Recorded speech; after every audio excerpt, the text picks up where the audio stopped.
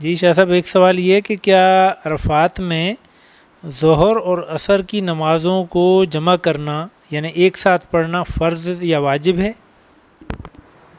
जी, आम तौर पर ये देखा गया कि हाजी साहिबान अराफात के ख़ैमों के अंदर इस बात पर बड़ा झगड़ रहे होते हैं, और वो देखा है कि वो इस पर यूँ समझिए कि एक बहुत बड़ा तूफ़ान खड़ा किया जाता है कि ज़ोहर और असर की नमाज़ों को मिलाकर पढ़ने का कहा जाता है, और बाज़ लोग तो इसको फ़र्ज़ के दर्जे तक ले जाते हैं, इस कदर इस पर शोर शराबा किया जाता है। तो ये बात याद रखिए कि मैदान अराफात में ज़ोहर और असर की नमाज़ों को मिलाकर पढ़ना ना फ़र्ज़ है ना वाजिब है।